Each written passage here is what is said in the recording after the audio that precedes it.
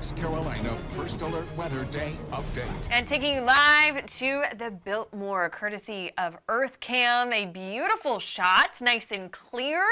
As we know, things will look a whole lot different come Friday. Yeah, take it in now. So we have our first alert, Chief Meteorologist Kendra Kent. And Kendra, it's that four-letter word everyone has been talking about, snow. So what can we expect? Well, I'll tell you, that Biltmore camera on Friday is going to be stunning with all that snow on the ground. I cannot wait to see it.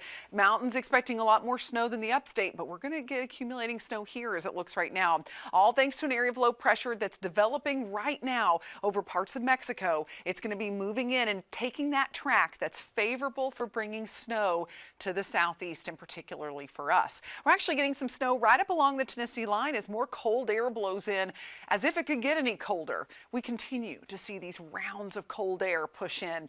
Next 24 hours will be very cold. First thing tomorrow morning, look how it's going to feel in Asheville. -1, feeling like the teens in the upstate. So another one where you want to warm up the car, make sure the kids are bundled up. And then the afternoon, we warm above freezing in the upstate, but staying with real feel temperatures in the teens in the mountains.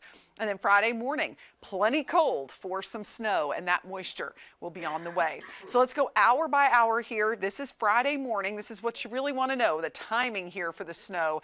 At 6 a.m., I don't expect much. You might see a stray flurry ahead of all of this. And then we'll begin to see the snowfall. Should start light because we have a lot of dry air in place, but it's going to pick up in intensity. So I expect around noon to 3 o'clock. That's when you're going to see the kind of snow that you'll be wanting to videotape. The kids will be wanting to get out in as the snow becomes a little heavier. Now, there are going to be gaps where you see breaks in the snowfall, and we're not seeing really heavy snow develop per the latest guidance. So at this point, not expecting the totals to be enormous. We are expecting some accumulating snow. You can see south of 85 getting that wintry mix, and then it all starts to move out for Saturday morning, getting sun by Saturday morning. So that'll help the roads through the day. But 1 to 2 inches are possible south of 85, 2 to 3 along the 85 corridor, including Greenville, Spartanburg, 4 to 6 in the mountains. And when it comes to your odds of 1 inch plus snow, we're certainly looking at a high odds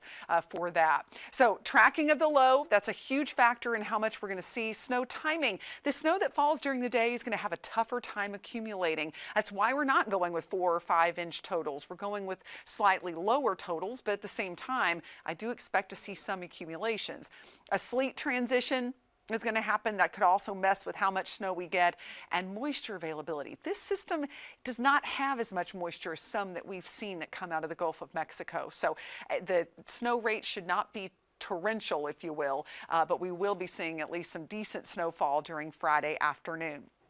So as we go through the day, notice that we're going to have temperatures staying near freezing, and then we're going to get into Saturday. We'll finally warm above freezing, allowing any of that stuff to melt. But roads could deteriorate quickly, especially by the time the sun goes down. That's when we often will see that flash freeze once we dip below 32, and we'll be getting into the mid-20s by Friday night. So again, watch out for those dangerous roads Friday night, Saturday morning, and then we warm up and clear up into next week with highs back into the 40s. In the mountains, we've got first alert for Thursday into Friday because of the dangerous cold, and then we'll have that snow coming down through the day, ending on Saturday morning. Now be sure to download the Fox Carolina First Alert weather app, scan the code on your screen, and that way we can better serve you by sending you updates on this forecast, because we're getting to that point where we're going to continue to make adjustments. We'll get an even better idea of what we can expect as that low begins to form to our west. So get the app so you can be in the know. We'll send you updates every few hours.